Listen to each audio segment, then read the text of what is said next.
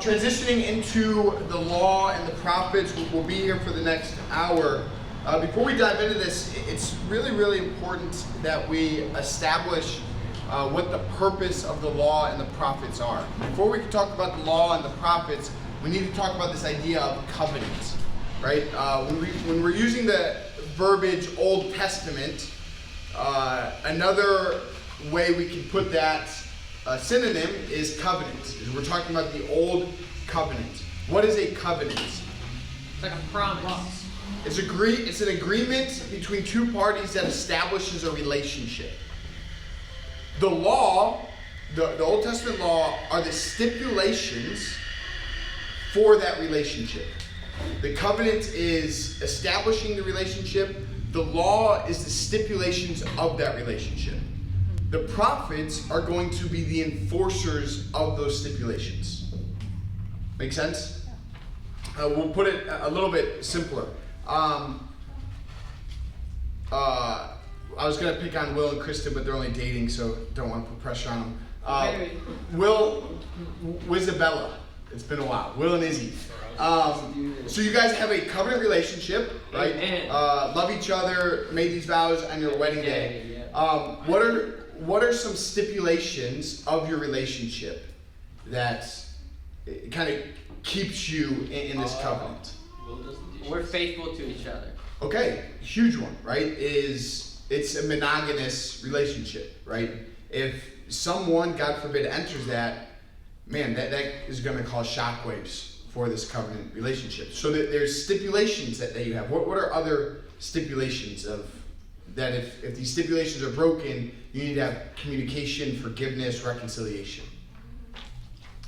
Raising a voice. Okay, raising a voice, maybe even physical altercation, right? If there's a physical altercation, man, we have to reconcile. That's a stipulation.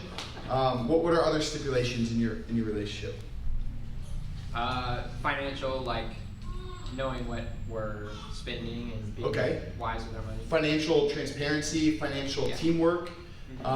Maybe even stipulations about how much time you spend together, stipulations about transparency and vulnerability, right? You have these stipulations. Another verb for it is laws, boundaries, rules in place that help you have a strong covenant relationship. Am I making sense? Yep. The laws are stipulations that help to define this covenant relationship or keep both parties engaged in this covenant relationship. So what we're going to talk about is covenant stipulations and how God will enforce his covenant. Are you with me? Yeah. Always. All right, so what is the law? The law is used in a wide variety of ways that can create some confusion. Specifically the way that it's used in the New Testament. Sometimes when the word law is used, it's used to refer to all 600 plus commandments that are given to Moses and the Israelites, right? Other times the law is this all-encompassing term referring to the Torah or the Pentateuch, which are the first 5 books of our Old Testament: Genesis, Exodus, Leviticus, Deuteronomy, and Numbers. Thank you. And there's other ways that it's used in the Old Testament and New Testament, but those are going to be the 2 biggest ones. But what's really cool is almost all, not all, but almost all of the commandments, the 600 plus commandments, the stipulations for this covenant relationship are found in Exodus, Leviticus, Numbers, and Deuteronomy. Right? You can think of a couple of commandments or laws that are given to us in Genesis. They're up on the board, right? Be fruitful and multiply. That's an imperative. It's a command in the Old Testament. When he's talking to Abraham, he gives Abraham the covenant, and he says, you must keep this covenant, right? That's a stipulation, that's a law. But there's very few laws or commands in Genesis. The vast majority are going to start entering in Exodus and Leviticus and so on. Okay?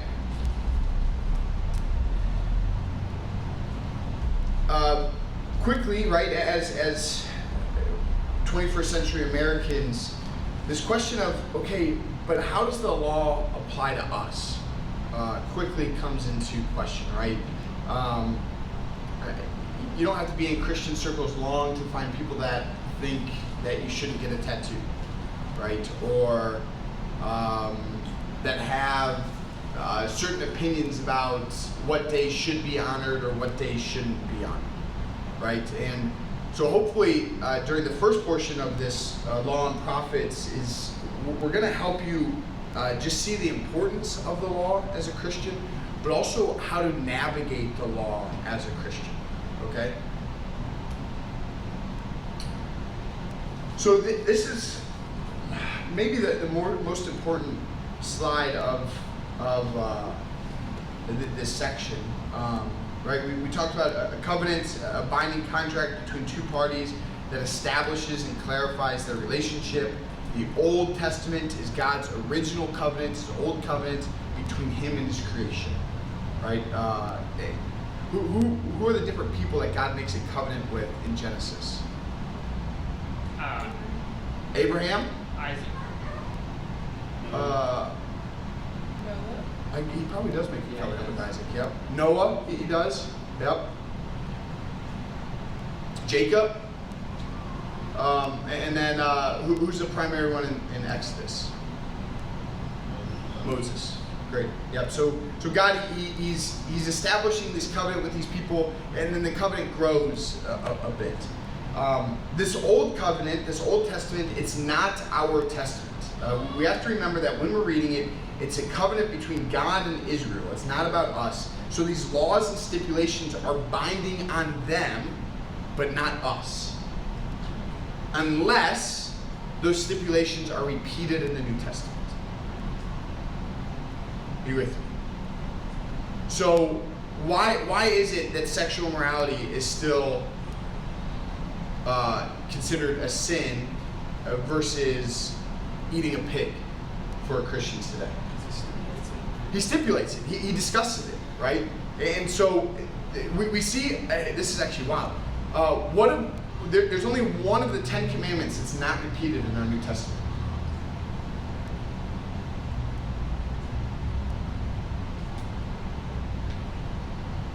Sabbath.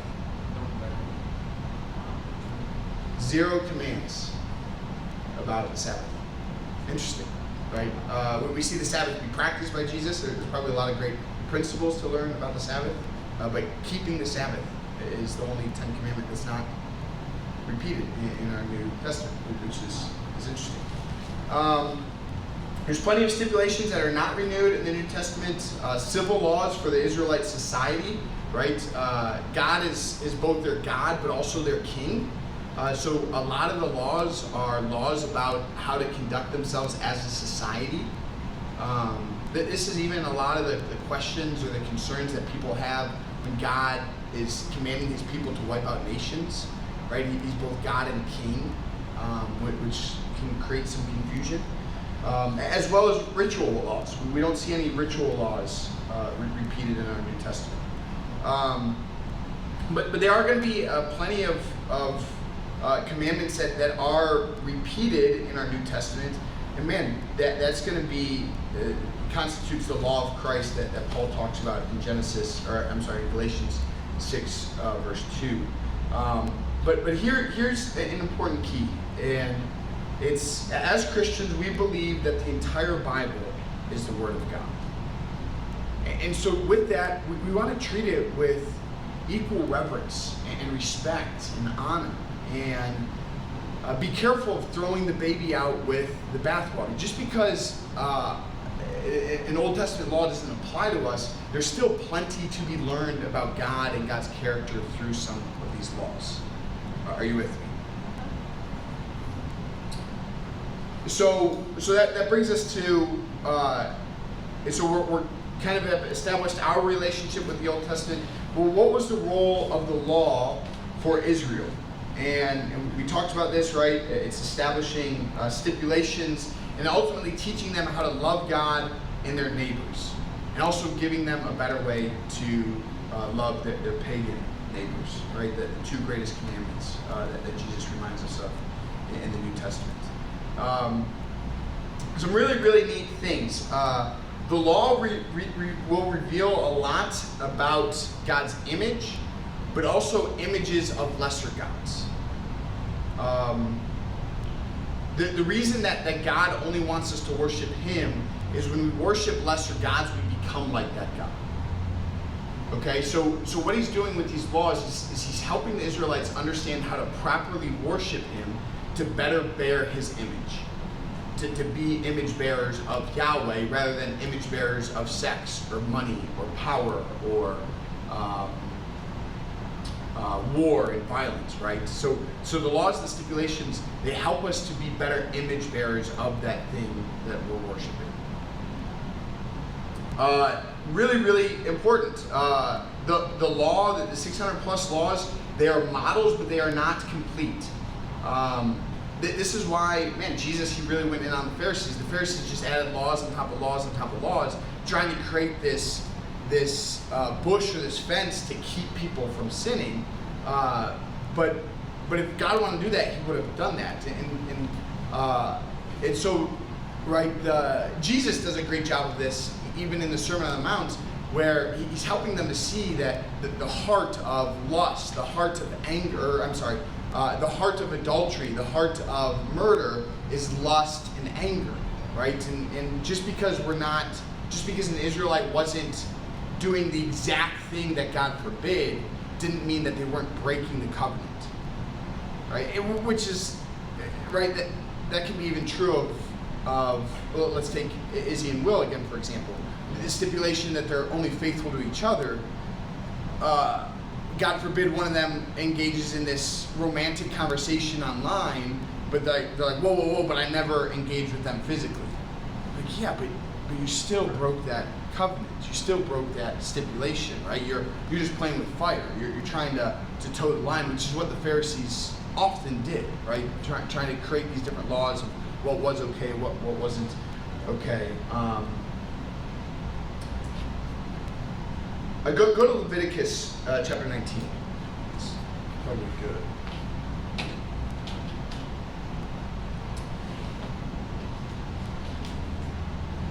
Just two other things as we're going there. Two different common types of laws. Apodictic. I don't even know if I'm saying that law. Those are do's and don'ts. They're universal. Those are going to reveal the most about God's character, right?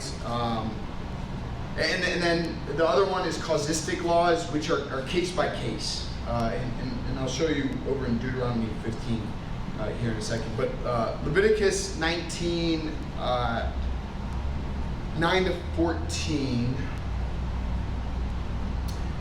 When you reap the harvest of your land, do not reap the very edges of your field or grain, or gather the gleanings of your harvest.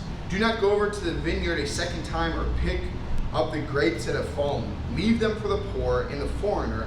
I am the Lord your God. Do not steal, do not lie, do not deceive one another. Do not swear falsely by my name, so profane the name of your God. I am the Lord your God. Do not defraud or rob your neighbor. Do not hold back the wages of a hired worker overnight. Do not curse the deaf or put a stumbling block in front of the blind.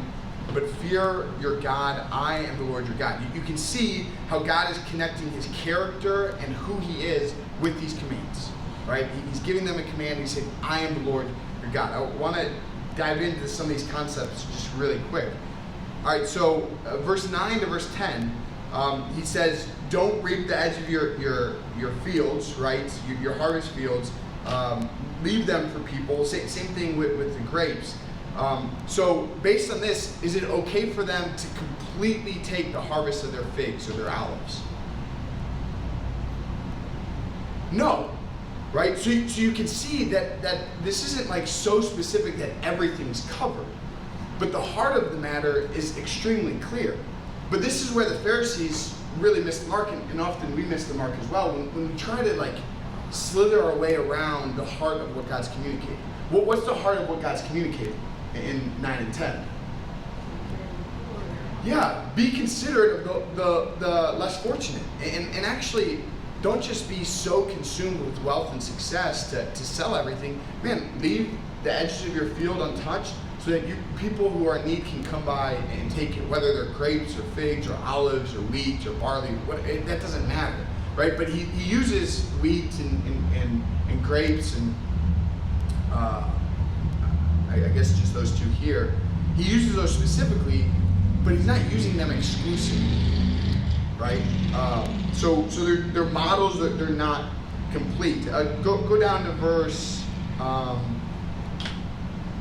14. Do not curse the deaf or put a stumbling block in front of the blind, but fear your Lord, fear your God. I am the Lord. So he says, don't curse the deaf, don't put a stumbling block in front of the blind. Does that mean he commands me not to curse the deaf, but can I curse the blind? Yeah. Well, no, right?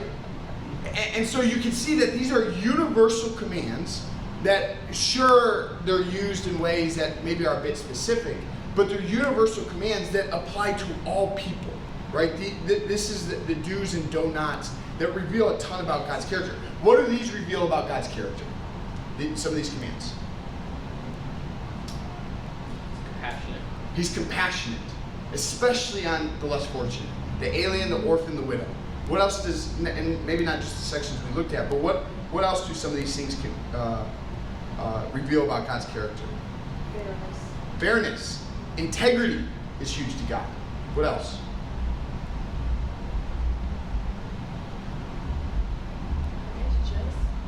Justice, certainly, right? Anything else?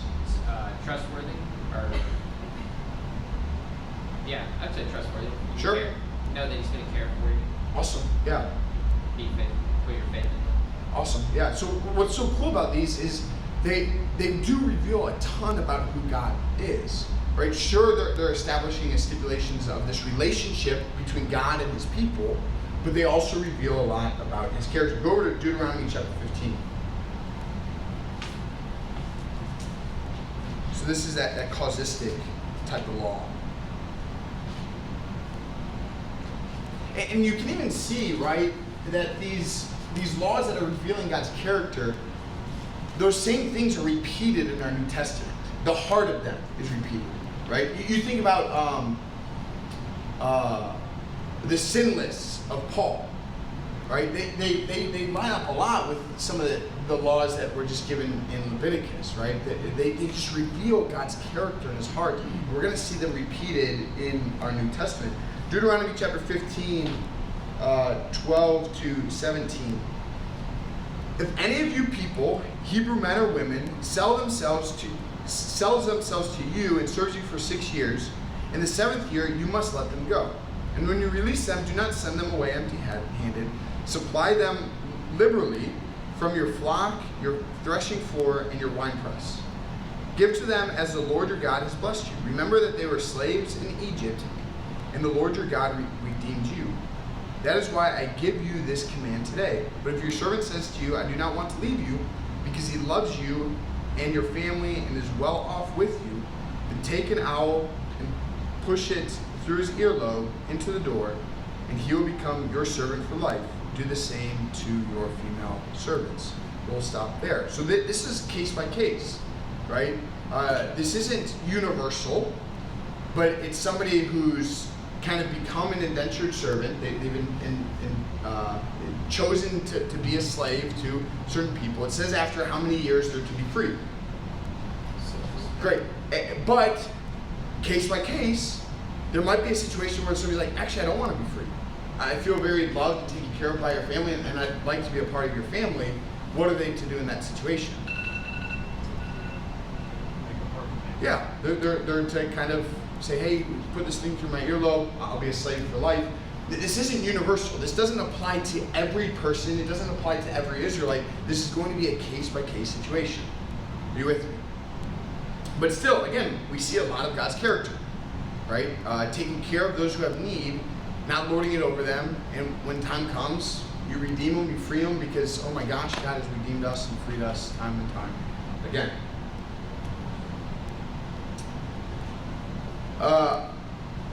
Cool quote about the law. In terms of its ability to provide eternal life and true righteousness before God, the law itself was quite inadequate.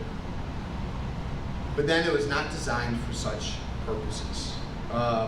Just a couple other notes. The food laws such as the prohibition against pork, are not intended by God to represent arbitrary restrictions for the Israelites' taste. Rather, they have a serious protective purpose. The vast majority of foods prohibited are those that are more likely to carry disease in an arid climate, 2, are foolishly uneconomical to raise as food in this particular context, or 3, are foods favored for religious sacrifices by groups whose practices the Israelites were not to copy. And so the food laws had specific purposes. The laws about shedding blood had specific purposes, and we see those purposes obviously fulfilled in Christ. And so all the laws, man, they had real purpose, right? And there's a reason that they're not going to be repeated in the New Testament. But rather than just skipping over them, it's important to kind of wrestle through them and see what they do reveal about the character of God and how He is establishing this relationship and protecting this relationship that's all about loving Him and loving their neighbors. Makes sense? Yeah, that was a lot of information. All right, a little bit of a quiz. We'll pair up in those groups. So table 1, table 2, table 3. Get in your groups. Just go ahead and write 1 through 12. And can you see it? Big enough? Yeah. Blank C. If you can't, somebody that can, just read them all. So all you're going to write in those blank lines is do or do not. Right? Us as Christians today, should we see the Old Testament law as God's fully inspired word for you? Yes or no? It should be do or do not. Do see the Old Testament law as God's fully inspired word, or do not see the Old Testament law as God's fully inspired word, right? Do see the Old Testament law as God's direct command to you, or do not see the Old Testament law as God's direct command to you. Right? So just go through it, answer do or do not for each line. We'll circle back. Maybe, I don't know, 5 or 7 minutes. We, the Bowling Green Church, are a diverse family devoted to the Bible on a mission to love God, love people, and see this world changed for Jesus. If that's something you're interested in joining and becoming a part of, please leave a comment below or connect with us on our website or on Facebook. Our website is thebowlinggreen.church. We'd love to connect with you and passionately pursue Jesus together. Thank you so much for worshiping with us, and we look forward to meeting you.